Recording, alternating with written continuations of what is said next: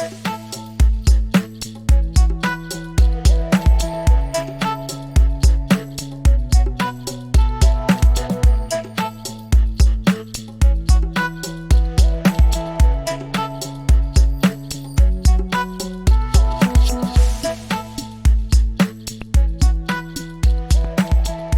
and welcome to 21st Century Vitalism. I'm your host, Brett Kane. You are tuning in right before the new year, so I just want to start by saying Happy New Year.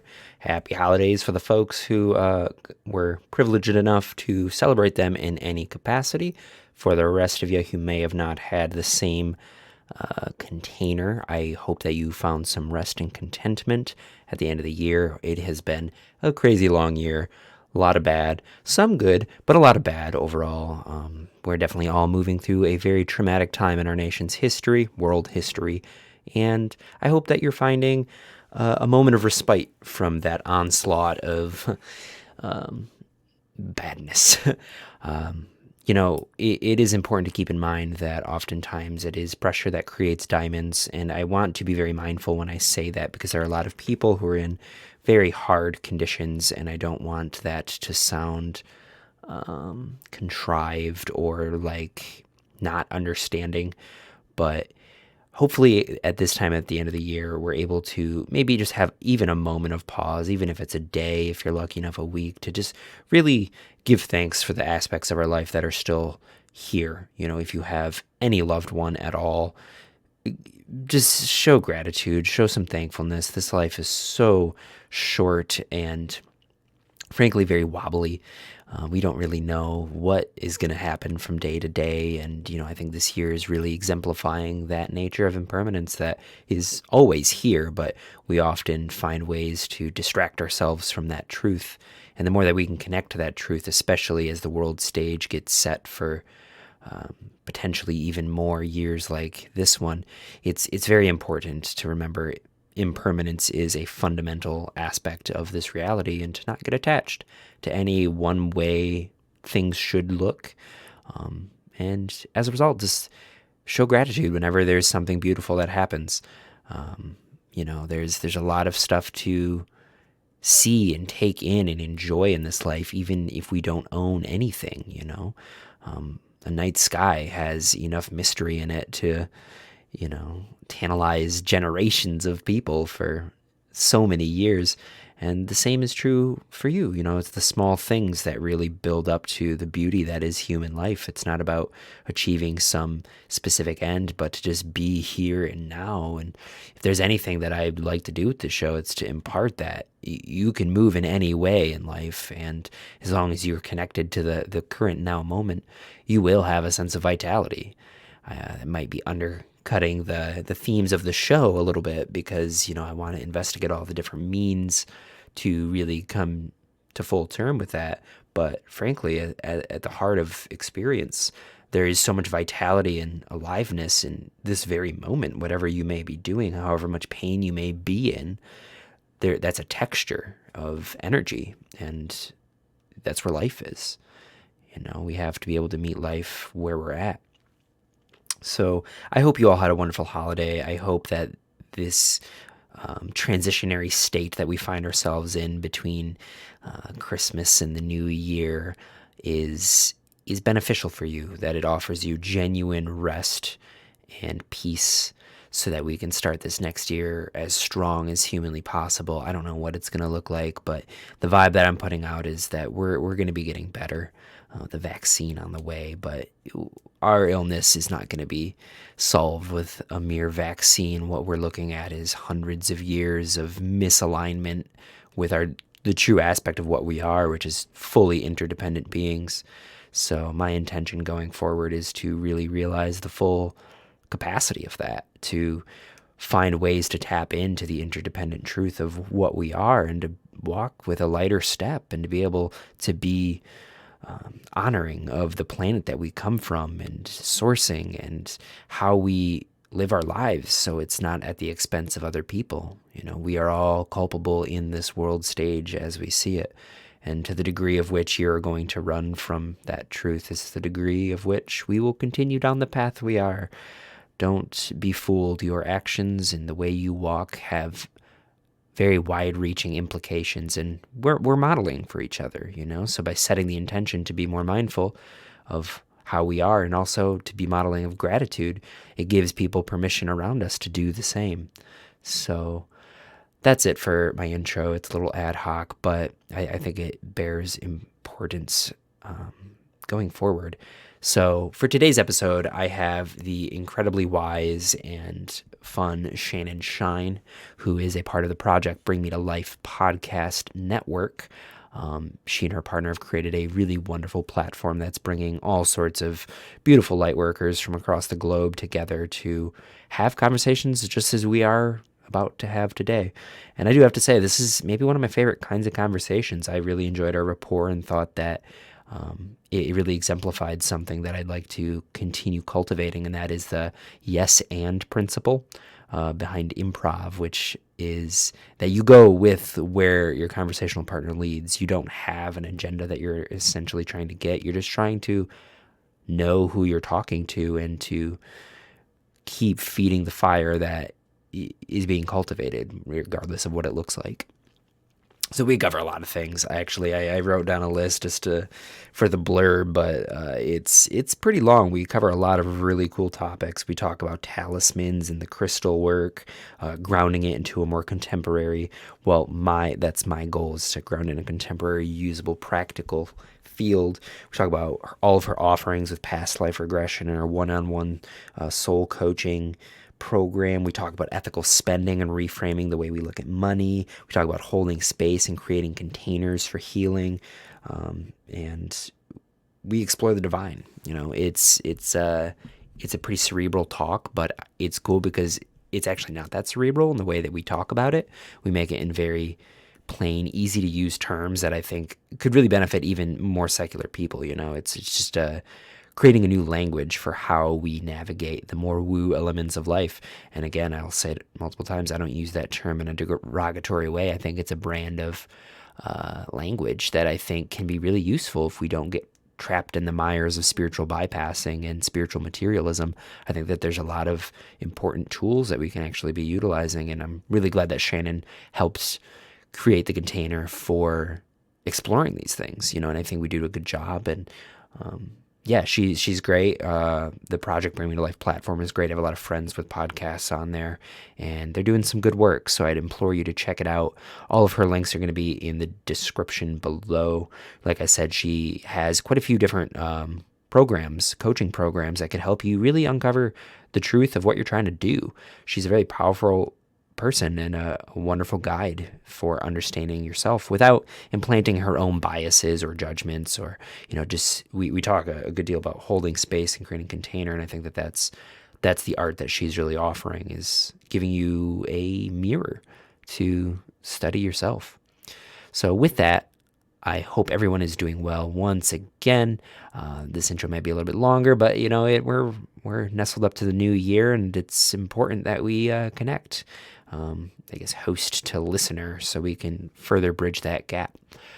As always, if you want to support the show, head on over to Apple Podcasts, give us a 5-star rating. It's mega helpful.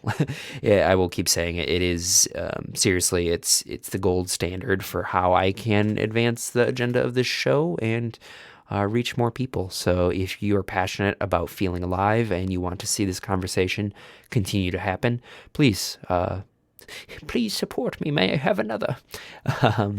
Without anything else, I think that covered it. We are fully on YouTube. That's exciting. I'm on iHeartRadio as well.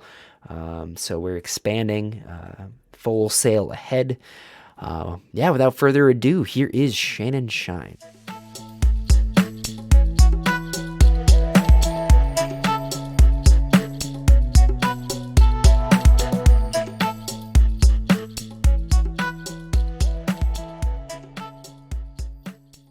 Shannon, hello and welcome to 21st Century Vitalism. Thank you so much for joining me.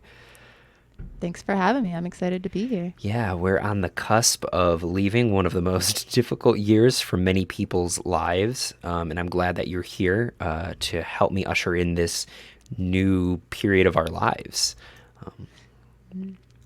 Yeah, I'm really excited too. this has been such a hard year for so many people, but I've been feeling this sense of new energy coming through for the new year. I know that sounds kind of cheesy, but we have to go up from here, right? Yeah. Yeah, and I think it's important, I mean, regardless of if it's cheesy or not, to like really set that within your space, you know? Like you kind of are the arbiter of the future space that you're moving into, and you project like the shadow over it, then like you're going to get the shadow, you know?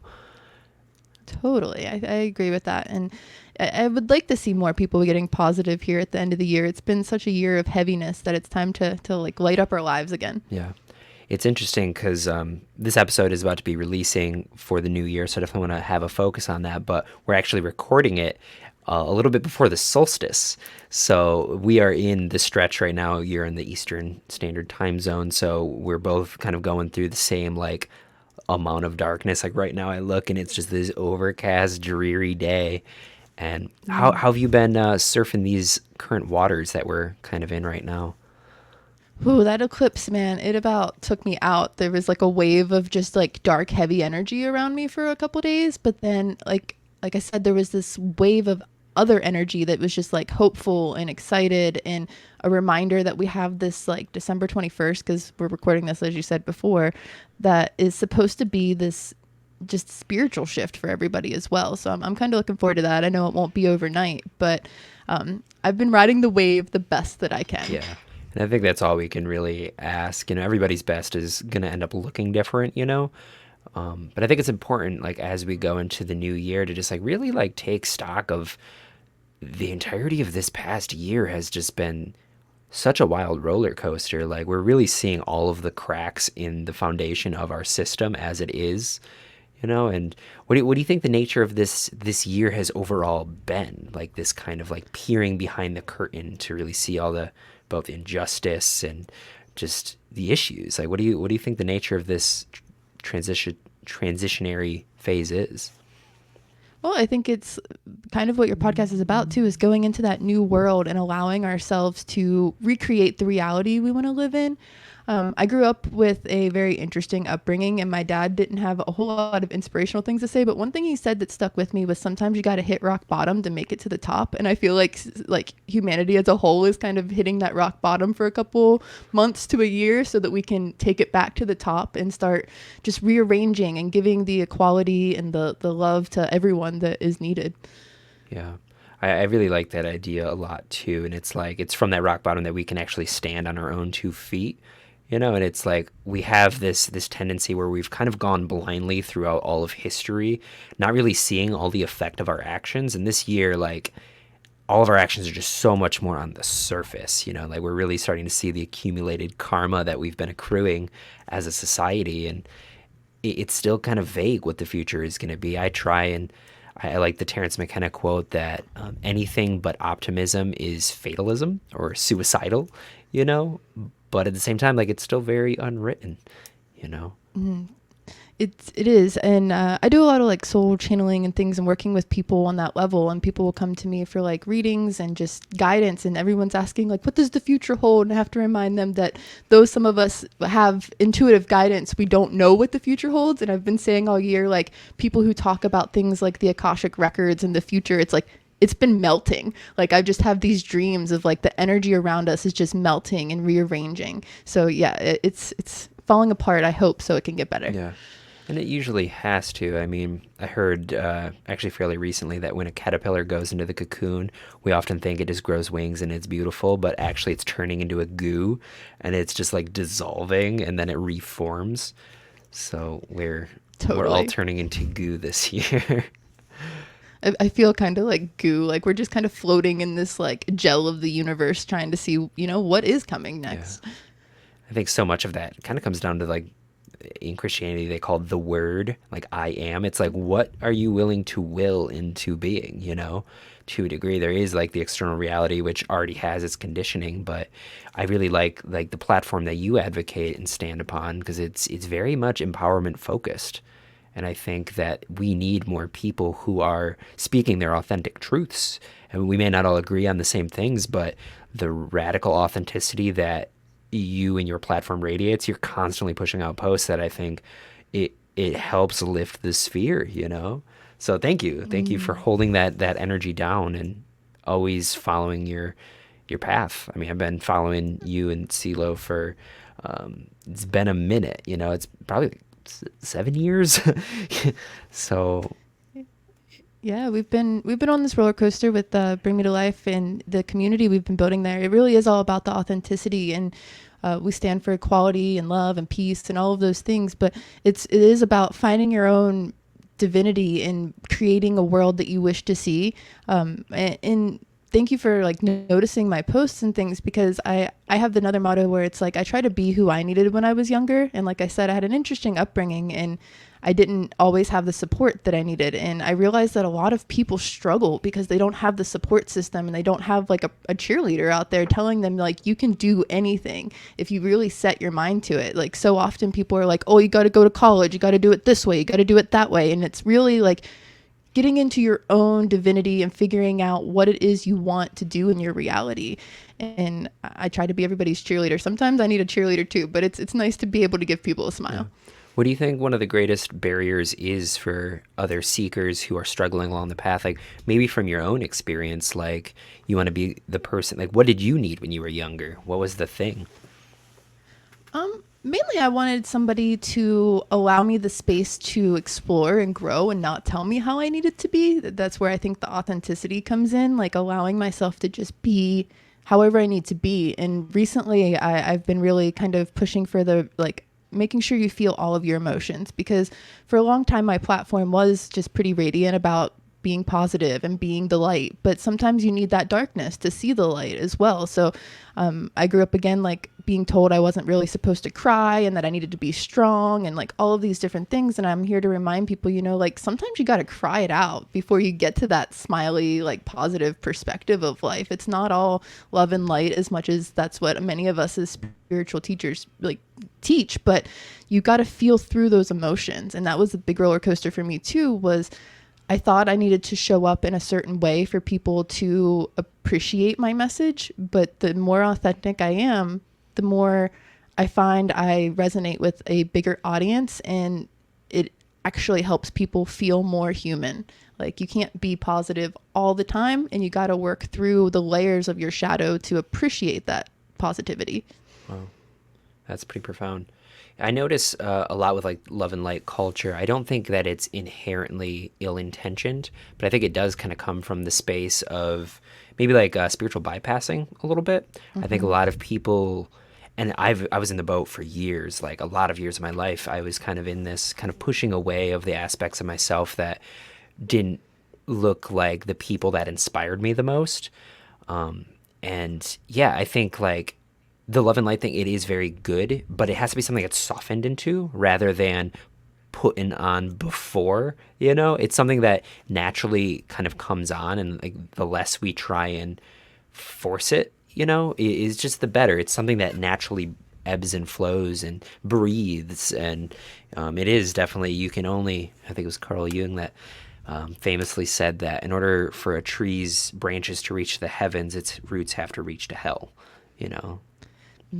Yeah, that light and darkness again. And I think I've noticed that a lot of it comes from too, I think the whole fake it till you make it mentality. Like people want the love and light even when they're sad or frustrated, or they're not in the love and light state, because they're told, you know, you got to fake it until you're happy. And it's not always like that. You got to work through it until you find that inner peace so that you can work in a bigger way for other people. Like if you can't help yourself and figure it out, and you're trying to go out there and spread a message or influence the world in a different way, how have you like taken care of yourself and reflected rather than pushing it on other people? Yeah, I think that there's definitely a lot of truth in that. Yeah, I mean, I think a big part of it is like with faking it until you make it. This is something that I've kind of really been exploring the past 2 years. I would say that I wax and wane between kind of more new age thought and then like typical Buddhism and then yogic philosophy. I found that that helps me alleviate suffering a lot. But the more that I sometimes lean into new age, kind of air quotes woo, I've actually yielded some really powerful results, this podcast being one of them. And like the principle of like fake it till you make it, I think has some actual grounded truth, but it should be maybe compartmentalized away from like your ability to withstand the human vessel. Like there's kind of two lines of work. There's like pulling the reality that you want and then accepting the reality that you are in. And I'm still trying to find like the right amount of balance. There's like the acceptance, but then also like also accepting that you do have a relational preference. you know have you It's like true. kind of like surfed on these kind of dynamics at all? Yeah, I think I brought up the fake it till you make it because that was something that I had thought a lot in my like late teen, early 20 years was like, I'm just going to be this badass and I'm going to figure it out and it's going to be fine. I'll fake it till I make it. And then I started to realize, like that wasn't serving me because I wanted to actually like, again, be authentic. But while you were speaking, I have a card deck. It's called the Secret Language of Light. And there's a card in it called the Vesca Pisces. And many people are probably familiar with that, but if not, it kind of looks like a Venn diagram that you make with the two circles, and there's the spot in the middle. In the card's reflection, it has a meditation, and it talks about visualizing your life now and visualizing the life you want, like what you want to make it, and then finding that middle ground in between the Vesca Pisces and allowing your soul or your dreams or your journey or whatever to evolve through that and to try to be the middle ground rather than just fake the whole end game. Like enjoy the journey kind of thing. Yeah, and I think in grounding it into the aspects that you already have, I think it's how you like create an accumulation of like gratitude. And I really think like the energy of gratitude is at the heart of like manifesting a reality that you want. Is the more that you express like gratitude for the things that you have, the more of those things you have. And I know within my experience and my journey, like when I was really faking it, I wasn't really making it because the element of me that was faking it was actually pushing it away because it kept reinstating the idea of lack. I need this thing, and like I am this thing for sure, but it was always on this shaky ground because I actually didn't have it. Yeah, totally. I agree with that. And that's one of the reasons I had to switch that mentality and find a new motto, because you want to release that idea of lack and appreciate what you do have and things like that. So that gratitude has been really key for my journey as well. It sounds like it has been for years as well. Yeah, I think like most of the spiritual teachers, like they'll say at one point, it's like if you're not grateful for what is, then when you get what you want it to be, then you won't be grateful because it's what is. It's the same time and space. It's just different conditions. Totally. Got to appreciate where you're at. And again, like you got to enjoy that journey, because if you keep wanting and wanting and wanting to get to the end outcome, like, are you going to remember what it took to really get there? Right. Yeah. And that's where like the gratitude comes from, is like seeing your history and your past and then having compassion for it and showing, just like, man, I'm like humbled because like the entire time I was taken care of, even when it felt like I wasn't. And like I think that that's a big part of the gratitude, is that there is always, some people have much less opportunity of autonomy to act within, but there is always an inch or a sliver of light that you can be moving towards, and it's just over time skillfully learning how to see in the dark. Totally. Kind of had another thing pop up in my mind too, is sometimes we actually make it to our dreams, and we have to appreciate that sometimes it's okay to have a new dream. Have you ever had that happen where you accomplish something? I think you did this kind of with your massage and stuff too. Like you got to a certain place and you realized, this wasn't for me, and then you moved forward. Because I've had that happen several times. I achieved the dream and thought I was at this point, and then I was like, this isn't exactly what I was going for either. Yeah, I haven't had it with massage yet. The massage I'm using is like a foundation to build so many other things, but I've definitely experienced it with my music making. I've been doing the Ableton thing for 5 years, 6 years, and I've kind of always held myself back because I would always get to the point where I'm like, I am one song away from like being able to like really stand on my laurels, like I've made some like quality tracks in my opinion, but then I've like held myself back because I always knew like I wasn't going to be happy once I was producing the music I wanted. And I kind of wanted to keep that veil of mystique there until it kind of caved in on itself. And I was like, I just need to be doing something else. But the attainment. And I was going to say, the idea of like always looking for the next best thing is a self-propagating system. So like it is within itself its own thing, and it doesn't matter what the conditions you're trying to meet, because when you meet them, you're still operating on that system of going towards the next thing.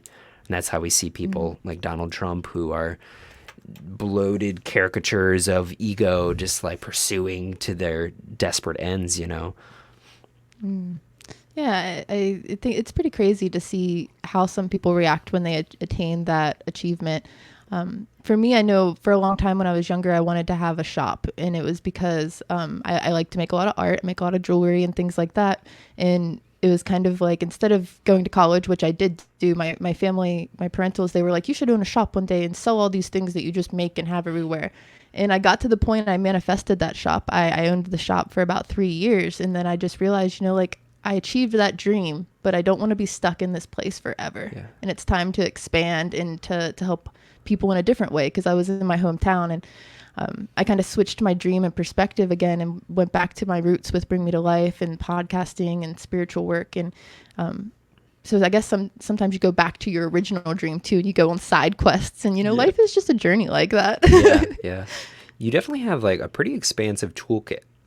Sorry, hold on. Something caught my throat there. But, when I look at all of the offerings you have your hand in so many different pots. And I think that is like definitely to your benefit. You have so many different ways to like engage with people. And I just think that like that is kind of the new norm. And that's the way that I'm living my life too, is, like we're not made to do one thing unless you're the Picassos of the world. Like I think it's good. And each of your new things informs the other one, and the pictures of your shop look amazing, and we don't live in the same state even, but everything I see that you put out is usually really quality, and I noticed over time the quality bar is just continuously raising, and I just wanted to give you that. Thanks. It always feels good when somebody notices, because I'm like, sometimes you just do things to do them to the fullest, and you don't know if anyone actually sees how much love and effort you put into the world. So I try my best. So thank you. And I also really wanted to spend some time talking about Project Bring Me to Life too. You've mentioned it because that's how I plugged in. I think I first heard of Ashton, our mutual friend, and then I think it was through him that I met you and CeeLo. And what inspired this entire network that you've made?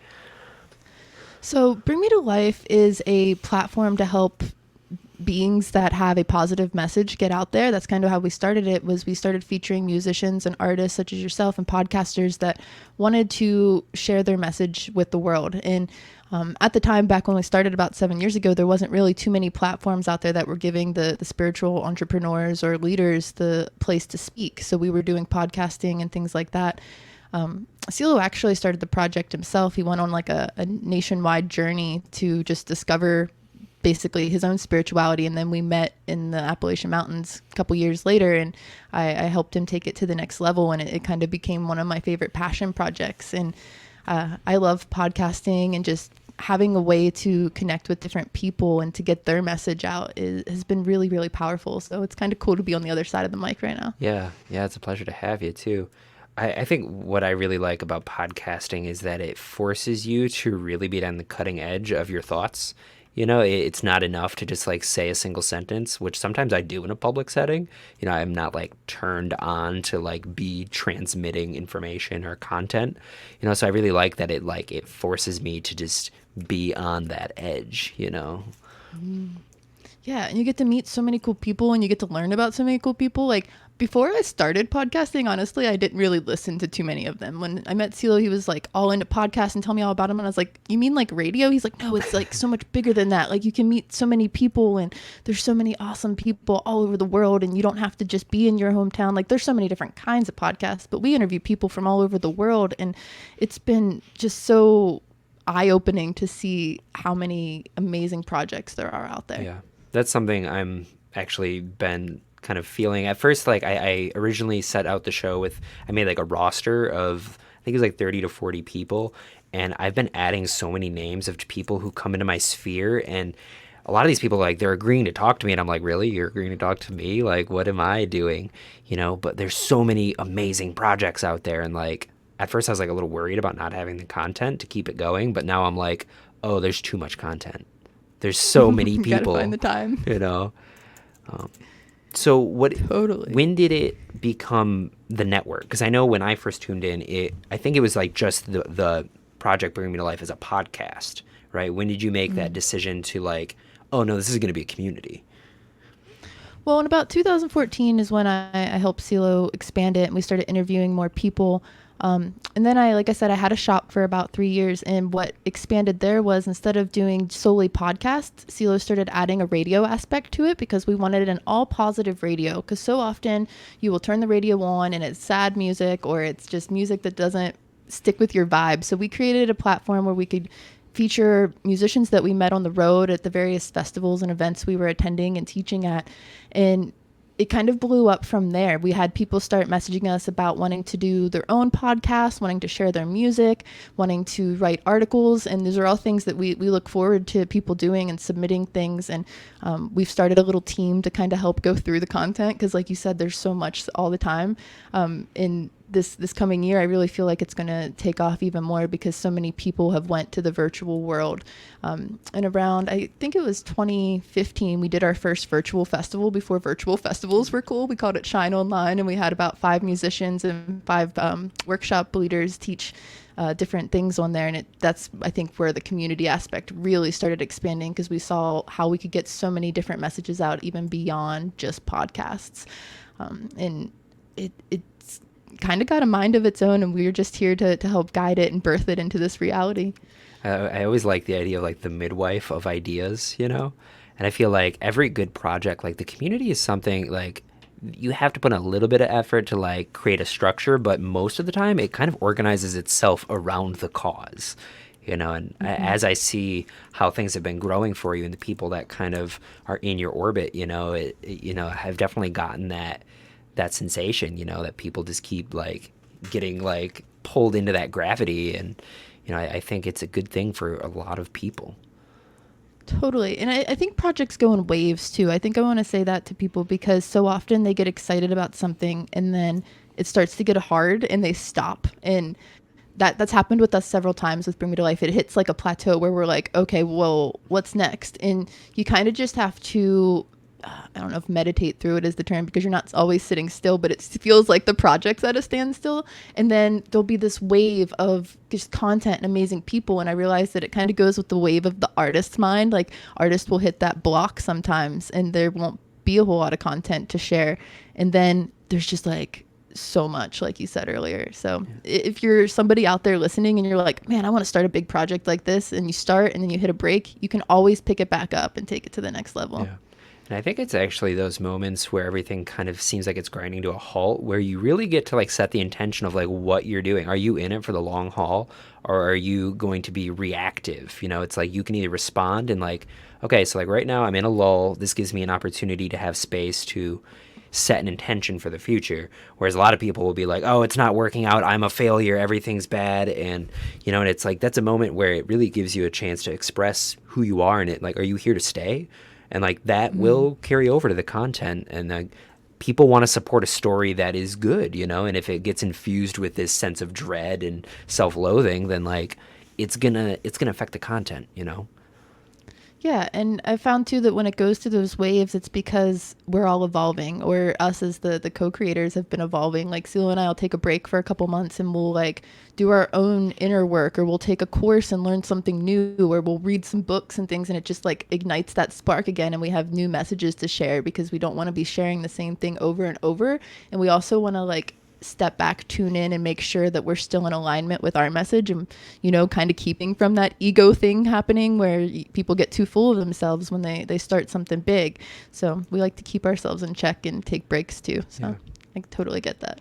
Plus, I mean, this is something I may have said on the podcast, but the idea of like stepping back so someone else can step forward is something that I'm learning a lot of in this fall, winter season, in my own personal relationships, but also I think with like any big project like this, like if you step back, it lets you see exactly who is there, you know, because like those people will be like, hey, what's going on? I've been listening. And like those are the connections you need to double down on, you know. But unless you have that vacuum potentially, you know, those people might not come forward and like, hey, I'm really liking this content, you know, and then you can help co-create the future of the show together, you know. Yeah. I love that. Yeah, you never know who's listening, who's out there cheering you on. Like you said, you've been watching us for 7 years, and like we've spoken here and there, but it's cool to think how many people are out there, like even listening to your podcast that you don't have a clue. Yeah. And sometimes I'll think about that. I'll be in my studio and I'll be making jewelry, listening to a podcast, and I'll like listen to it and binge listen, and I'll be like, this person has no idea. I just spent like 4 hours Yeah. like diving into everything they had to say, and I think it's so great. So Yeah. you never know who's out there. Yeah. And it's also, I mean, I just heard this phrase today in my meditation group I'm in, the idea of like something that you say could spider web in a way where it's like someone you didn't even know was listening could take that and then spread that to someone else in their network. And it's like your words have such far reaching, especially when you were blasting it out into the ether as we are. It's just like having confidence that, like if you're doing the thing, like some aspect of reality wants you to be doing the thing and people will benefit. Totally. Yeah, wow, that's so powerful. And sometimes it overwhelms me to think that too. Like I'll take a break and I'll be like, should I really have like went there on that topic or like, and I think that's where we got to remember too, that we have to grow, and that's where authenticity comes into play. So if like maybe in the moment you start a project, or you like, sometimes I'll go on a podcast and we'll get in discussions and it'll get side railed, and you have to like be willing to admit like, okay, I've learned from that discussion. I know that was a big thing earlier with like there's so many topics actually of 2020 that really opened my eyes, from the equality situations to the amount of just people needing things, everything, living needs, and like seeing how much of that's out there, and like taking my life for granted. And I've really had to like step back and be like, wow, okay, so I've opened my eyes and I realized that there needs to be a lot of changes, not only in my world, but the world. Yeah. Yeah, and I think that those changes definitely start within, the more clear we're able to look within our own experience and see, especially with the inequality conversation that was brought up in such a big way, like we are all kind of culpable and responsible to some degree, and I think that there has been a level of passing off of responsibility in like every community. The podcast that is going to release after this, I kind of have this conversation about the nature of yoga and the way that yoga community has kind of usurped its responsibility in like ending systemic inequality, and it's in every community. We all have to be having this conversation within ourselves, and it's weird because it's so fresh right now that I almost feel like there's been a lull this winter, especially with like the election, but I could definitely see, like that seed is planted, and I feel like this spring, the sprout of what this past year was really going to start coming into play, and it's really going to differentiate the platforms that deserve support and the platforms that are outdated and antiquated, and, Totally. I agree with that. And it's all about that evolution and growing into that new opportunity and that new version of humanity that needs to kind of blossom here. Got to sprout those wings from the goo. Yeah. It's time. Yeah. So another part of your platform, and you actually mentioned it earlier, and I haven't really talked to anybody who subscribes ascribes words. What exactly is channeling? Because I'm sure a lot of people hear that and have a different idea than what it actually is. So I just some clarity on how you've developed that relationship in your life and how it guides you and maybe what it isn't. Totally. So channeling has been a big thing for me recently, especially because I'm working on kind of a channeling opportunity with CeeLo and our friend BP, with an experience we're offering about creativity. And channeling for me is really this connection to the divine, whatever the divine is to you. I'm a firm believer that everybody has their own perspective. So I don't typically use the word God, because again, I had such an interesting upbringing. I was raised by many different families, and they all had such different perspectives that one thing I am grateful for is it gave me the ability there to see different sides of what divinity could be and the connection to the divine. And that being said, when I was really young, I lost both my parents, and I needed to connect with spirit in a different way, especially their spirit. So I started just meditating before I knew what meditating was. And a lot of times it wasn't me sitting still. It was me painting or scribbling or drawing or humming or dancing. And I think you can channel in all of those ways.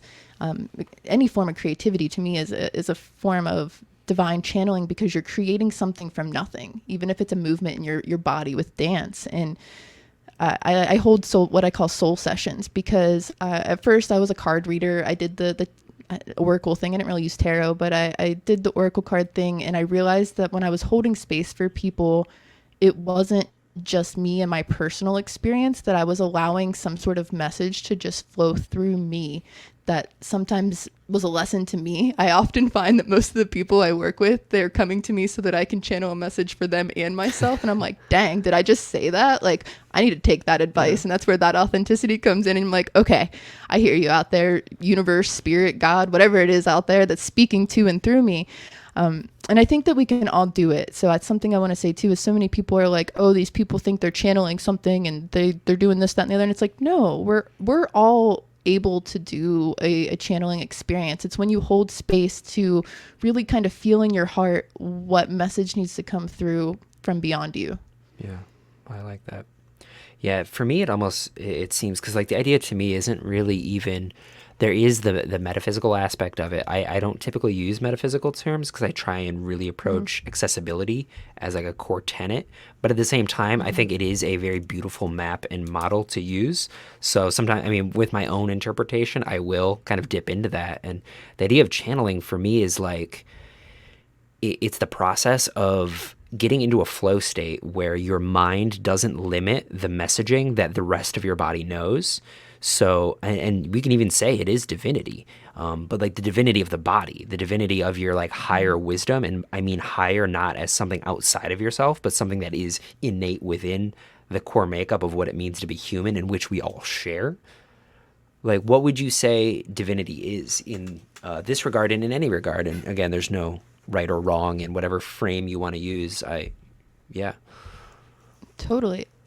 Well, that's something I explore, and I feel like I've given different descriptions of divinity every time someone asks me, but in this moment, I'm kind of feeling like it's like that connection to, again, something bigger than you, like you said, and just holding space to know that something somewhere somehow put us here.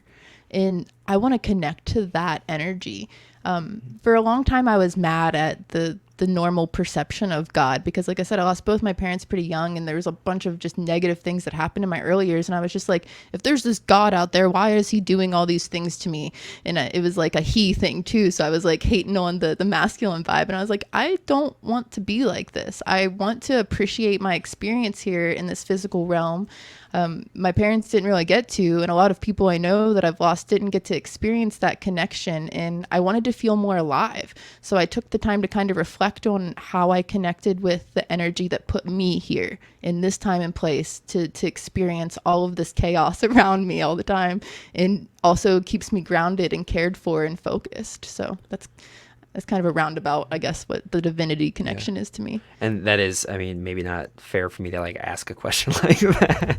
What is God, by the way? Like, you know, I did my best. Yeah, there. no, I think that sums it up. That's very similar to how I feel about it. And the idea that I just had was, I don't remember who said it, and I feel bad that I don't, but God is an acronym for good orderly direction. And the idea that, like, what you were saying with the thing that put us here, I would also say is the same thing that is creating the forward momentum of our lives. So, like, in tapping with the fact that, like, all of evolution, like, has been propelling forward. It's like a verb. It's like this active thing that we're a part of. And it's, like, tapping into the aspect of that forward momentum in this current moment. And, like, being on the edge with that and that really crisp, fresh nowness. You know, I think I think divinity is one of the best words we could use, because it is such a massive framework, you know. It's incomprehensible. Totally. Yeah, I like to use the word divinity and the divine. Like I said, sometimes people they will shrug it off because it seems kind of like metaphysical and things. But I try to stay open to, again, like all walks of life. I try not to get too woo, even though that's kind of my own path. I like my crystals and my art. But even with my crystal work, I always try to remind people that objects have what power you give them.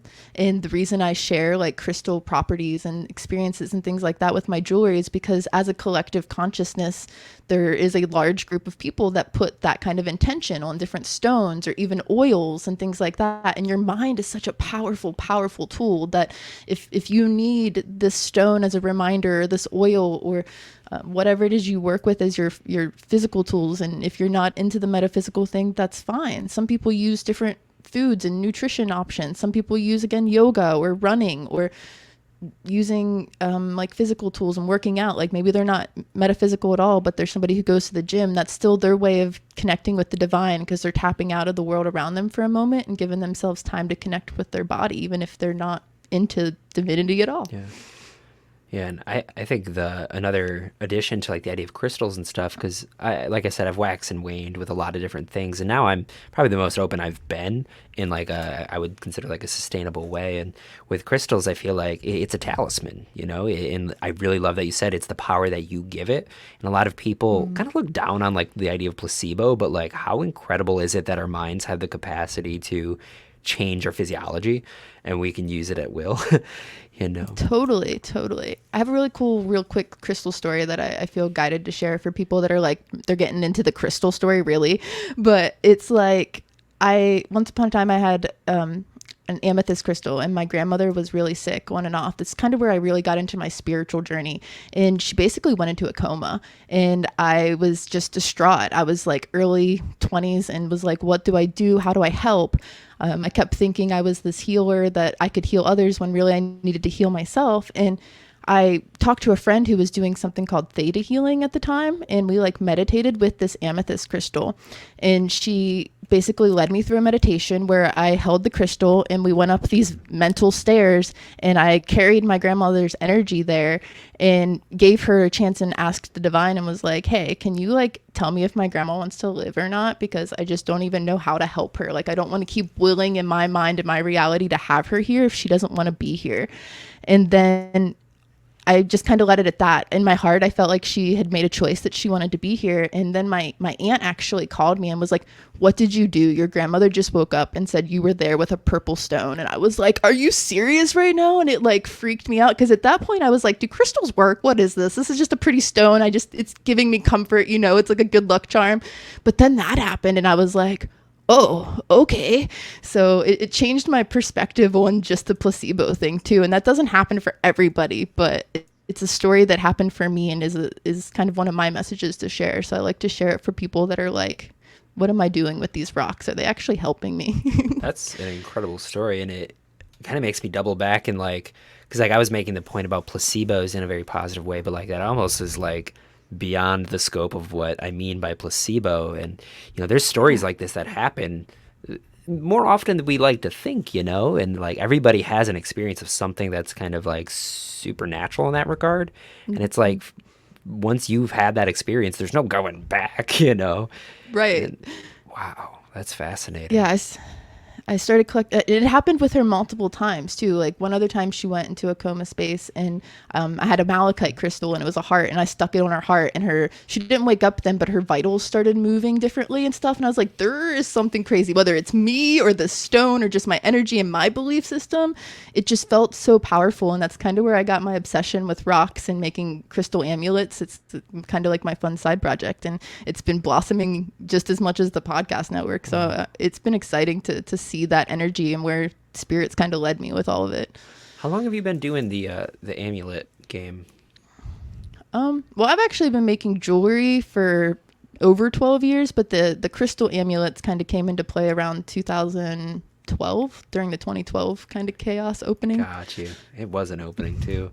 Yeah, I think the idea of making like an adornment like that is such a powerful thing. I'm gonna have a friend on future seasons to talk about like jewelry making, but the idea of, especially when you're infusing with like the properties of the crystals that you've probably created a conversation with your clients about, like that talisman it's very powerful. Like people, I mean, don't bat an eye at the idea of wearing a cross as a form of protection, but some people may do the same thing for like a crystal, but like honestly I think that has more credence to like power because it's a part of the earth, and you've infused it with a very specific intention, Totally. I get people like, just last night I had somebody who's been kind of on the front lines of the COVID mess, and she's been really down and out, and I sent her an amulet that she ordered. She was like, I feel like I need one of your pieces, it'll cheer me up. And then she sent me a video of her like dancing and her like Christmas outfit all lit up. She's like, look, I'm shining real bright, your amulet like gave me life again. And not only was she dancing for her, but she was like in her office cheering people up. And just like the idea that she was willing to message me and give me credit for the energy I put into something she was wearing to give her that light again, I was like, dang, that's powerful. Thank you. And it gives people an opportunity to like make an investment into themselves, and that's something me and my friend talked about like by creating this container for them to interact with, where it's like they're imbibing that purchase. A, they're supporting you, and B, they're creating the intention within themselves to address a part of their experience and like, this is something I want to be better about. It's that kind of like acceptance and being present with what is, you know. I don't think it's like escaping, you know. I think it is kind of a coming home, you know. Like if you pick out a specific crystal that helps you, I don't really know any properties, but just deal with like impermanence, you know, or something like, I want to love more, I want my heart to be more open. Every time you see that talisman or that crystal, it's a meditation. It's a bell of mindfulness to be like, this is something I'm working with. It like reaffirms that part of your journey. It's kind of like in Dante's Inferno, Virgil, who walks Dante through the layers of hell. It's like the crystal is the Virgil. I love that. I love that. And they do like, they serve kind of like a monument in time too. I know that I went through a really just rough health situation a couple years ago, and somebody walked up and they gave me a mala. It was like a lava bead mala. And I didn't really know anything about malas at that point, but I was doing some like meditation and yoga training myself. And every time I start to kind of get into bad mindset again, I think about that, and then I go and I grab that mala and I just wear it. And she had also put like frankincense on it, so like the smell of frankincense also just gives me that reminder of like safety and love, and that somebody cared enough to like infuse that energy and gift it to me. So even somebody who makes jewelry, like it's always a gift when somebody wants to adorn you with something. Yeah. I mean, the idea of gifting in general is a very powerful thing, but also the idea of, I have some wire wraps from different eras of my life, and a lot of them have like pretty opulent stones on them. And it's interesting because like while I wore those through that period of my life, I've kind of identified through them. It's something you like, your chest forward, like that, this honking massive amulet, you know, and it's like you identify through that and you go through experiences, and it kind of soaks up the energy of that era, at least psychologically, because it's you, it's an extension of you. So then when you go a while without wearing it and you look back, I look back at these amulets and it transports me to a different time and place where it's like, oh, I remember the work I was doing, and like, oh my God, I've came so far, you know? Totally. I think it's why I love jewelry. Like I love expressing myself in myself in different ways. Like that, I dye my hair quite frequently. I change my style quite frequently. But jewelry is something that lasts typically decades, and you can pass it on generation to generation, which is why I kind of focused on it as one of my art forms. Many years I did painting, and I still paint. I'm getting back into my painting, and it was like my main outlet. But you can only put so much art on your walls. I mean, and like I ran out of space, and I started collecting my other friends' art. But jewelry, I mean, I guess somebody could say you could have too much jewelry, but I don't think it's possible, really. My mom's got a lot of jewelry. She's got one of those boxes, and it's not even like handcrafted jewelry. It's like she like watches that TV channel where it's kind of like call in 20 minutes to get $20 off, and she loves it. I mean, if it makes her happy, it makes her happy. But she's got this massive box of just rings, and I'm just like, Mom, you're not gonna wear any of those. But yeah, I totally get that. My grandma was the same way. She's raised me, and the QVC was like always that's what it was. Yeah, and there's definitely something about like supporting in terms of like crafts and like artistic goods from other people, like purchasing from people that you know, like not only is it supporting them, but it also like building that relationship. It changes your relationship to the craft that you're purchasing. You know, you have a different thing than if like you don't know the person who made it, you just thought it looked nice, so you got it, which is okay on one level. But like if you want to use it as like a talisman, like being there from the ground up, I think is just a really powerful attribute. Totally, totally. And knowing that you're helping somebody else, I think, is pretty powerful. And that's something I tried to focus on through this holiday season. I know this is coming out after, but it was really important to me to kind of see what businesses I could support and things like that, because it's like we talked about earlier, it's been a hard year, but any year and any time it's important to focus on, helping somebody else achieve their dream rather than a big bucks that's probably like already achieved their dream in many ways. Yeah. Yeah, I mean, we're looking at this year, the option. Not everybody's going to take this option, but especially with the pandemic and our reliance on Amazon, I think this is a really wonderful window to reallocate the way we spend our money and to change our relationship with money to support local in like a real way, especially now as businesses are closing in mass. I would really love to set the intention. And I don't even know if I could do this as a way, like throughout the show, to like have a couple episodes based on like conscious spending. I just think we have to change our relationships to so many things in the next coming years, and I think one of the main ways we interface with reality in this current capitalistic system is through our spending. I agree there. It's so easy to just go and order something, or to go to like around where I'm at, literally our only store is like a Walmart. We're in like a food and store desert in the Appalachian Mountains where I'm from, and it's so much more powerful to find somebody and to know that you're giving them that smile. Like, I know every time I get an order for like an amulet or anything I work on, I do like a little happy dance. So to know that there's somebody doing a happy dance on the other end of my offering to them, and I get something out of it too, it's like, it just seems so much better. And the spiritual spending, or the internal spending is needed. We don't reflect and think about that. And this year really opened my eyes too, because there was so much call to support like just small business and just all the different businesses that aren't power hungry, really. Yeah, I really like the kind of idea of I was just thinking, like, I had the image of like embodying our output, but that also kind of like at the same time is going to require us to really embody our input in terms of our spending. So like our output being the businesses that we support, them giving them our money, but also like, how are we making our money? What systems are we plugging into by plugging into this big chain store? And oftentimes, I'm not trying to guilt anybody or shame, because there sometimes might not be opportunities, and that's very real. But like, right livelihood is a real thing, and like, what are we doing moving forward now that the economic system has shaken up so much? And like, this offers us a chance to really step into right livelihood.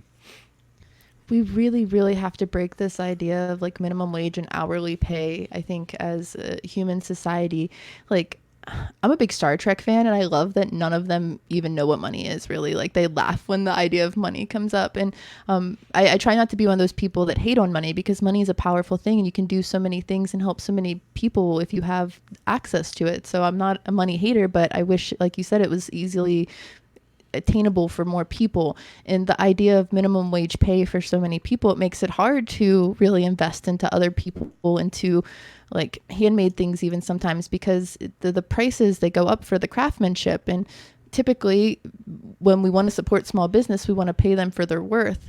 And I know that so many people do ask often for like discounts and things, but they don't necessarily realize that they're maybe hurting that person's livelihood, but it's because maybe they don't have the access to the same abundance, and they don't understand the amount of energy that went into it, because they're so used to getting that instant gratification from going to like Amazon or Walmart. And Amazon's made it so easy to order something and get it like within a day or two, where, sometimes you have to wait for things. Like, I know I used to order cacao from like different places, and now I get it straight from the source, and that was a big shift for me. And it feels so much better in my body too, to like have ceremonial cacao that I know that I'm supporting the families that are like creating it for me, rather than just getting some powder or paste off of the internet. Yeah, and I think purchasing through the biggest possible like sales operation, like the Amazons of the world, it also like, it disconnects you from the world. It disconnects you from the people who are actually doing the work to like make it. And like, we need those connections in order to keep it sustainable. Like, we can't live in a world where we're not supporting each other directly, and I also am glad that you said that you're not like a money hater. I don't think money is inherently evil. I think it's just a form of energy that we like. You Hmm. also mentioned like the hour, working an hourly wage. I think is it's kind of an insidious thing. It's like literally trading your vital life energy, of which you have a limited amount, for a specific material. It's an energy exchange, you know? And I think Yeah. what's really important is that you can set your own value. That's something that I noticed as I got licensed to do massage, is like that gave me the capacity to be like, my time is now worth this much. I set that. Mm. It takes a skill or something to levy. You know, you have to have something to be able to offer, but like in finding clever ways to set your own value of time, I think is the economy of the future. Totally. I've loved seeing that through 2020 because so many people did get laid off and things, which was really sad at first. But then seeing how many people creatively were able to access their dreams in a different way, like people who would have never taken the time off because they were stuck in the hourly mindset and the I have to work for someone else. And then they weren't giving the option to work for someone else and they had to figure it out. And they went out there and they did something different. And they started doing their music, or they started, creating something or helping people or learning a new skill, so that when the world does kind of open back up again fully, that they can really go out there and hit the world running and bring something big and beautiful to themselves, rather than just fearing, the idea of working the hourly job is terrifying for so many because they are like, oh, I could get fired at any time. And I try to remind people too that like when you're stuck in those day-to-day jobs, especially if it's something that you're not feeling fulfillment out of, that if you're not spending time with your family and doing the things you love too, maybe do a little reflection check, because most jobs won't hesitate to replace you, but you can't replace the time following your dreams and spending time with the people you love. Yeah, dang. I jazz fingers, but it won't sound that good in the recording. um, yeah. What was I just gonna say in relation to that? Oh God, it was like right there. Oh yeah, yeah, These yeah, yeah. jazz fingers. It was the jazz figures that threw me off. But like I think that there are, when we're talking about money being an energy or like a vital resource, I think there are other resources that could end up, if you invest into them, they will later pay off as money. And I think fulfillment and inspiration is one of the vital resources that we can instead be working for. And I mean, there's definitely a Mm. balance, and everybody's going to come to their own space of working with fulfillment and inspiration. But like in seeking out that while you're doing other jobs, I think will create like a surplus that will later on in life, it's a longer term game, but the more you work out of fulfillment, the more energy you're going to be bringing to yourself, the more that you have to offer for the financial. But you have to be working towards inspiration and fulfillment. You have to actively seek that in your life in order to, have that payoff in the material world, you know? Mm. Yeah, invest in yourself as much as you invest time and energy into other people. Like if you're going to work on somebody else's dream, work on your own as well. Yeah. Like invest in that. And I think that's why there's been such a surge in like just like leaders and teachers and like courses, and like every time I get online there's like a new course or something. And I offer several different containers, but I try to hold them more as experiences, because I don't necessarily want to teach somebody everything. I want to hold the space for them to step into their own power, like whatever that is, or their own creativity, or their own, just again, like following what feels right for them in that moment. While you're doing that work, I actually really like that you just kind of said that you create the container for people to come into that power themselves. What do you think are some like the big barriers that keep people from having stepped in? Did I already ask that? I feel like I'm asking something that I did at the beginning, but I feel like it's kind of fresh in this context. Like you in your specific work and your offerings, how do you ensure that they're coming to that space themselves? Kind of like what I mentioned earlier, I try not to hold just my own perspective. I want them to come into it with their perspective as well, because I've been a student with many different teachers that want to teach me their way. And it's like if I'm not doing something their way, they don't want to help me because they don't want to allow that expansion, or they don't know how to help me maybe. For me, when I hold a container, I love to hear questions. I love for the people in the container to communicate with each other. And even though I might be the host or the leader at the time, I try not to be the only one, because that's where a sense of ego comes in. I don't want to be like the only leader. I want to learn from everybody that's in the container. I put a lot of time and energy into creating workbooks and activities and things to help them expand their minds. And in a couple of the offerings, I do that with my partner and friends that have stepped in to be co-leaders with me. But I really strive to see people blossom in their own and not just be like, okay, it's this way. You got to use this crystal, or you got to do this project exactly this way, or you got to meditate exactly like this. Cause I quickly learned, like I used to hate the idea of meditating and anything spiritual. Like honestly, yoga, I used to laugh and think, oh, I'll never do yoga until, my body needed to stretch and I found a different perspective of it. It wasn't all the love and light woo stuff like we talked about earlier. And it was like really me connecting with my body and feeling like where the pains were. But when somebody told me I had to do it a very specific way, or that I wasn't postured right, and I understand there's very specific movements and postures and things, but I had to learn that on my own, and I think that a lot of people are like that. They don't like being put in a box or told exactly what to do. They want to learn it through their own experience. So I hold space for that. Oh. So what are some of the various containers that you actually have offering right now? Because I know you have quite a few different ways that you operate with clients and groups, and like what are some of your offerings in that regard? Cool, thanks. So I do soul sessions, which are kind of like my one-on-one space where people can come to me privately, but I offer group offerings again, because I think community is key. Like you learn from others. You're going to learn from a group of 8 to 10 people way more than you're going to learn from just me channeling for you. So I have a couple things. One, I do, I call it the alignment journey, and it's kind of focused around the chakras and the emotional aspect of releasing like guilt, shame, fear, coming into your own self-expression and intuition. And that's a really fun one. I do like a free version of it in my group and with Bring Me to Life a lot. And then I have one that I call Soul Journey, which kind of opens up to the idea of different spiritual tools that have helped me and other people. And I always welcome people to share like what tools they use, because I don't want them just using my tools. And we go through a 5-week kind of experience with that one, and hold like I called it a spiritual mastermind, where everybody came in, we reflected on our weeks together, and I'm going to be doing that one again soon. But the one I'm really excited about right now, for those listening, if you hear this before January 11th, we're doing one called Divine Expression and Creativity.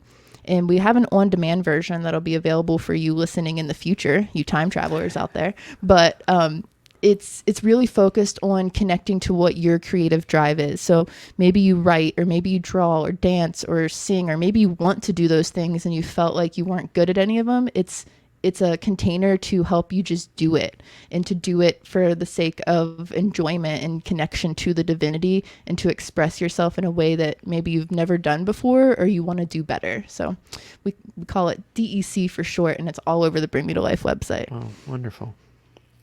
One of them, because I was poking around your content recently, and I saw that you offer past life regression sessions. What is that? Oh, so that is pretty cool. So for a long time, I was like, I don't know what I believe in these things. And I started doing the work myself, and somebody offered me what they called a quantum healing session. And basically, I fell in love with the idea because it helped me really dive into my own trauma and see where that stemmed from, even beyond this realm and this time, because I could see myself in like different clothes, and it wasn't necessarily me, but I felt my soul was in there. And I started doing some training with it, and some people call it hypnosis, but to me it's a different form of subconscious meditation. I guide you through a meditation, and I typically ask you if you have any questions for yourself, your higher self, or your past self. And usually people will come with like 10 to 15 questions, and I help you get into a meditative state where you can communicate with me, and I will record them so that you can listen to it later, because usually you're kind of channeling yourself, you're channeling your experience. And I always wondered, because I wanted to do past life regressions with people, but I didn't want someone just telling me something, because then I was like, well, what if they're manipulating my mind, and then they tell me I was this great princess or something, and then I'll live my life thinking I was this person. And it's like, no, I want to have the feeling myself and kind of unravel it myself. So when I learned about this kind of method, it was really empowering because it wasn't me telling the person what just I felt. But often once we get into that state of mind and I start asking the questions, I will close my eyes with them and I start to get a visual representation because my channeling is very visual as an artist. I'll see kind of like the realm that they're seeing too. And we have a discussion and I ask them like, what clothes are you wearing? Like, where are you at? So we can kind of get a perception of like what time or era they maybe have had this life in. And it's really profound to see because I'll look at somebody and I'll be like, oh, I might have thought, you were a like person that worked on a boat or did this thing, but then they'll come out and they'll be like, no, I was a librarian and I loved books and I did this. And I'm like, oh, cool. I love that. That's totally not what I would have expected. So it's kind of like activating your subconscious mind and unlayering where you've been before the now. Whoa. So in relating that to trauma, I have a fancy for trauma work, and I guess I'm not like the most plugged into the science, but I'm pretty well versed, and I could actually see this lining up with the current scientific model of trauma. There's this gentleman named Peter Levine who his whole thing is like trauma exists in the body, and it's a way to process trauma is that you don't like revisit the past as it was, but as you see it now, because it's more important about getting your body into the state that it was in so that you can process it in the now moment. And I feel like by utilizing the past life principle, you could actually allow them to enter into those energetic nervous system states without over identifying and then re-traumatizing themselves. And I mean, we're talking about like a deeply vulnerable work, but how has that kind of shown up in your sessions without like getting too specific, for the confidentiality of your clients? Yeah, I don't have to say names, but I have one that kind of sticks out is I had a client who she had recently went through a divorce and she wasn't like on bad terms with her partner, but she would have a panic attack every single time her kids had to go visit with them. And she's like, I don't understand it because we're still friends, like I can call them. Like if they needed me, I could go pick them up. There wasn't like a trauma response there in this reality. So she couldn't understand it. And we went into meditation and we did the process, and she led me to this time where she lived kind of a village life, and she was outcast by the village for her beliefs, and she lived outside of it. And when she had a child, because she didn't have the husband, I don't know if it was like they weren't married or maybe he was somebody else, but basically they took her children away from her and she was left alone in this forest, and she was just traumatized in that life. So now in this reality, she was just so afraid that was going to happen again, and that they were going to be taken from her, even though she had a good relationship with the current father. So it just kind of shows how things can be generational. And sometimes it's like people will be like, well, that's just her imagination. It's like, well, if that's her imagination, that's fine. But it showed her what her biggest fear was in that moment and why she was feeling that trauma. Her fear is abandonment. And how can she work through that? Well, she can know that one, she's probably not going to have her children taken away if her and her partner are in good terms. And that isn't always the case, but in this case it was. And we were able to do a couple of practices where instead of just past life, sometimes I'll focus on the future life too. And I'll be like, okay, so we saw what happened in the past. What would you like to see in your future? Like, how can we program this differently in your mind? And I'll take it to both directions. But a lot of reasons people come to me for that past life deep dive is because they are dealing with some intense trauma. Whoa.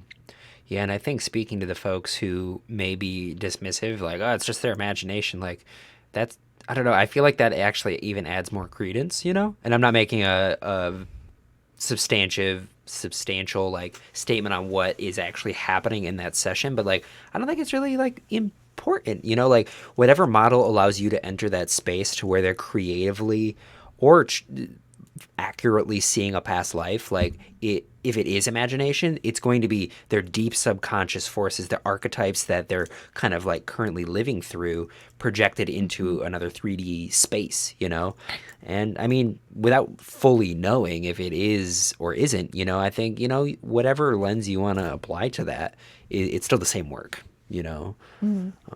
Totally. And it's all about the safe space too. Like, I really try to honor the safe space with my work, because I mean, like, I share that story, but I'm not going to share someone's name because it's powerful to have somebody you can work with, whether it's me or anybody you feel comfortable with, to share that kind of vulnerability, because I think that's where a lot of trauma comes from too, is the sense of not having a chance to express your truest fears or what it is that's hurting you. Like sometimes I'll do a session with somebody and I'll think I'm going to channel them some deep message, but it just ends up being us crying together for like 20 to 30 minutes and me just holding space so that they're not alone in those feelings. Sometimes I won't cry, but sometimes they're like, I just want someone to cry with me. And I'm like, I'm feeling your emotions right now. Let's just cry it out together. And they feel safe. Yeah. So it's all what the soul needs in that moment. That's kind of the thing about trauma too, and the idea that it gets stored in the body. So oftentimes we store it and we get really tense in our bodies, and we become disconnected between our mind and our body. So that creates this aversion towards feeling what's present in the body. So then we go throughout our entire lives just pushing away the body and trying everything within our grasp to not feel that, which is actually, it manifests as like antisocial behavior. People who show up as assholes, they probably have a deep latent trauma. So in creating a safe space for them to have a tool that they can channel their energy into, that opens up the rest of their being to soften into feeling, and like having you there as a guide to be like, give them assurance and permission. It's really permission, because a lot of people, they don't want that to bleed out on other people. In our society, we're very like, I got myself, I'm a rugged individualist. So by you giving them the permission, I think that's powerful. Yeah, thank you. It is a thing where we think we have to have it all on our own. We have to heal ourselves. We can't share our trauma with others because it could affect them. But I think it's really powerful if more of us can step into that area of space holding so that people can just vent. I think that's why it's been such a big discussion recently on not always having to share a perspective and just holding space. And I'm one of those people where I'll share a story in relation to someone's story because it's how I connect. And I've really had to take a step back and be like, okay, do you want me to connect with you? You want me to just hear you out? And that's something I'm learning more and more through my practice as well. But I've noticed that the victim mentality has been a really big thing with the generation kind of above us, like our parents' generation a lot too. And the reason that we as me as a millennial at least kind of gets frustrated with that older generation is because they didn't necessarily have the nurturing that they needed. I know that I have a couple parental figures where they're kind of frustrated and they have this like, you got to work yourself till you can't work anymore kind of mentality. And I'm like, that's not true. Like, it's often like it's somebody who like maybe didn't go to college or they didn't live up to what their parental's expectations were. And I try to remind them, and I'm definitely trying to give those figures more love, because I've noticed that it's like they're not going to heal themselves because they don't know how. They weren't given the right nurturing. So like if you're somebody who has like a dad or somebody who comes home and is like, oh, it must be nice to like sit at home all day, because I hear that from so many people. They're like, I just wish my parents understood. I'm like working hard. I work from home, or I do this or that or the other. And it's like, well, they probably weren't ever told, hey, I'm proud of you for what you do. And instead they just worked themselves until they couldn't work anymore and still never got that sense of pride or accomplishment. So if somebody's dealing with the victim mentality, maybe in a different sense, maybe like in the sense I was talking about earlier with the mother that was afraid she was going to lose her children. Maybe no one had ever said, you're a good mother. You have nothing to fear. Like sometimes people just need that reassurance that they're doing something that is positive. Yeah. And I like that you kind of like outlined that, because I feel the psychology of like the baby boomer generation and kind of the subsequent following generation. I don't know what the name is for it, but I don't know if it's millennial, but like it's a generation of trauma. There was not a lot of understanding on like how sensitive the developing mind was. So like they got a lot of shit, and like the generation before that, I mean, it's just compounded trauma on trauma. And I feel like with our generation, we're here to kind of like break that cycle, because we actually have the information and the understanding and compassion to be able to like put a stop to that. And kind of going back to the idea of like people healing their trauma. Trauma is most often inflicted relationally, so you need to heal it relationally. You need someone else to work through your trauma. It's very likely not going to happen without a little bit of nudging and someone else holding the container in space. And I think that we still don't really fully understand it. So I think, as long as we're equipping ourselves with the compassionate capacity to understand that we don't really know, I think it is very important that we all lean into some sort of modality and understanding of the trauma makeup and psychology and try and generate novel ways to navigate it. And it's going to look in a lot of different ways. We each have to kind of clean up our own networks, and whatever tools you want to develop to do that, as long as you're staying relatively evidence based or have a confidence in the space you're generating. I think that it is our responsibility to at least provide the opportunity for the older generations to come home. Yeah, yeah, for sure. I see trauma and grief kind of interchangeably in a lot of ways too, because a lot of times people had a traumatic experience and they didn't know how to grieve the situation, whether it was a loss or just like, somebody who did have rough upbringing or rough parents and they didn't get to grieve the loss of not having maybe the childhood they wanted or the marriage they wanted or something like that. And there's a quote out there, and I use this a lot in my practice, is grief is like love with nowhere to go. It's like having this love and want for a situation to be a certain way, and that expectation letting you down and no word for that love to expand. Like, it's like when you give somebody a gift and you're expecting like a certain reaction and they're just like, oh, okay. And you're like, that wasn't enough for you. And then they're like, your inner child's just like devastated. So it needs to grieve. And it's like, well, now I don't know where to send this love. I thought I was giving you the love in this gift. And sometimes it's just the gift of presence and being there for someone. And when that's not enough, we don't know what to do. And it becomes very, very traumatic. And I think that that's what passes down the lineage of trauma, because I'm sure our parents in the boomer generation, our parents being a general umbrella, I'm sure that they experienced that and then they internalized that, and their parents before them, I think that is kind of the nature of how do we handle love that is unrequited, like what do we do with that energy? And I think that becomes stagnant in the body because like to love something, it's an energetic, it comes from your heart and you push it outward. But then if it doesn't get reciprocal, if there's no feedback loop, it comes back into the body and then starts hardening and crystallizing and turning into defense mechanisms so you don't do it again because it hurts. To love hurts. It puts your heart in front of you and is just like, take it.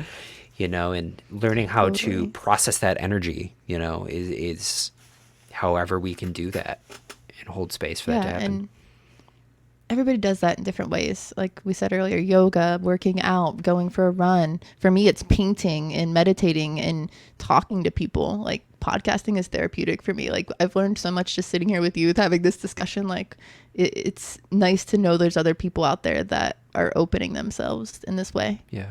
I think I've heard other people say this. I'm learning a lot too, by the way. Thanks. But like, I really think this upcoming year is going to be a test of a lot of, like, I feel like the chessboard has been set. The battle line's drawn, if you want to use a more stark metaphor. But I think it's really going to take, I just got done watching all the Lord of the Rings. So I'm kind of like, I have that in my mind. But like, I think the Fellowship has to come together. And I think it's bigger than 9 folks. I think it's everybody who has been doing this work in separate islands. I think we have to converge. And we each have a piece of the puzzle as long as we're focused on healing, on stepping into a brighter future. I think we all come from different backgrounds, and each of these backgrounds have something to offer, And I mean, it's something that I want to do with this show. I say it pretty often is that I, on one hand, really appreciate the woo. On one hand, I really like science. I like Buddhism. I like yoga. I like Christianity. I want to be able to create a whirlwind of all of the positive aspects of these things and create a universal conversation. And it's not just me. I mean, I say I, but like really this show is only going to be good if I have good people. I could talk to them blue in the face, but it's the other people that give it all context. Totally. I love that perspective too, because I used to wonder what people thought when they would see like my bookshelf, and I have like the Bible, the Zen Bible, and I have like the Chakra Bible, but then I also have like the actual Bible, but then I have like the Kabbalah and like all these different books like in a row there. Like this is me experiencing all the different levels that there are to experience and not putting myself in one box. And I've really enjoyed being able to explore that and to expand and to take the bits that work for me and to help me be a better person and not try to force myself to be something I'm not. You said you watched Lord of the Rings recently. I just finished, I think it was season 1 of a show called Lucifer. Have you ever heard of that show? My brother was into it when I lived with him a couple years ago, but I've never watched it.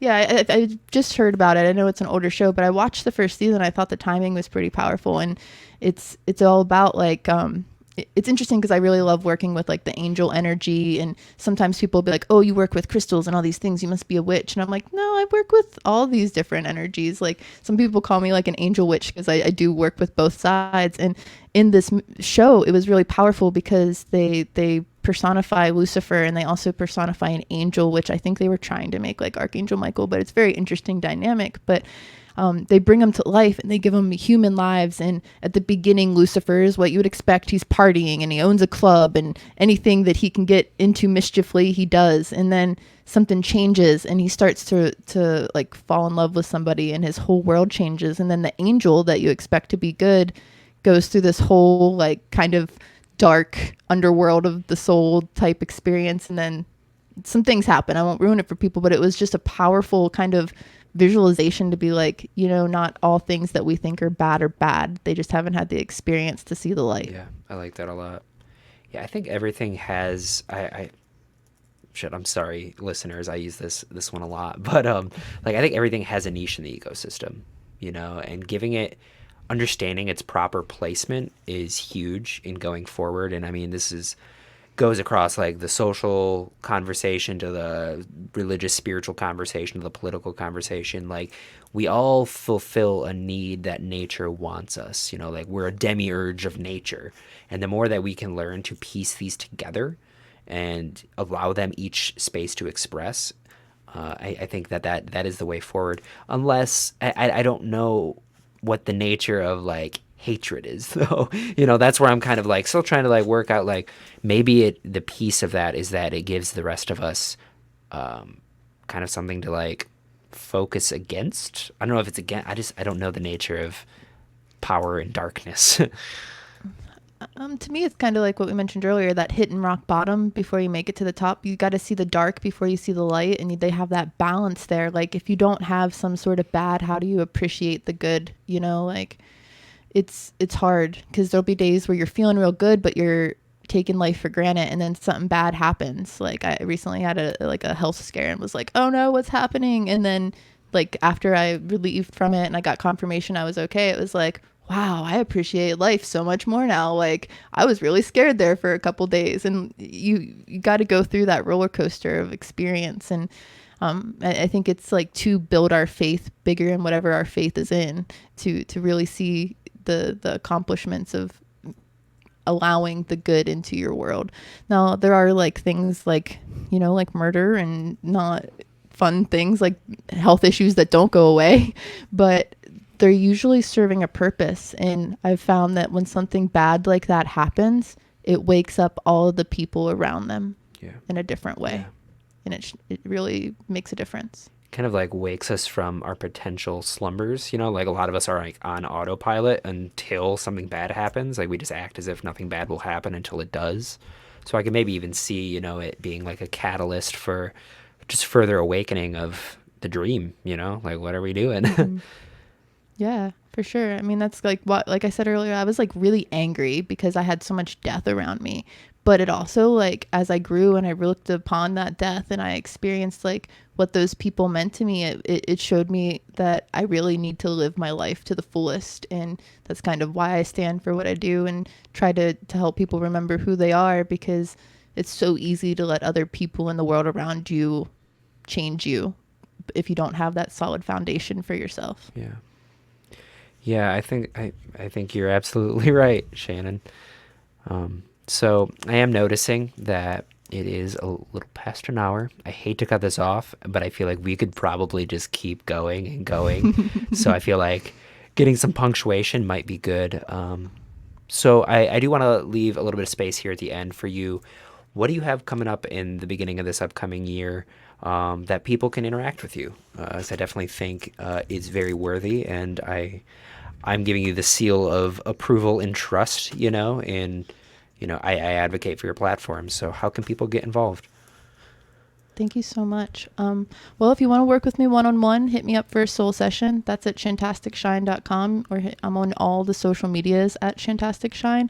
And I do have the Divine Expression and Creativity container starting in January with my partner CeeLo, and we actually have an astrologer named BP that's going to hop on there and tell us how the stars can help us kind of shift into our creativity, which I thought was an interesting aspect that we were able to welcome into it. And again, we're going to just hold space there for people to access whatever it is that their soul wants to express in this moment creatively.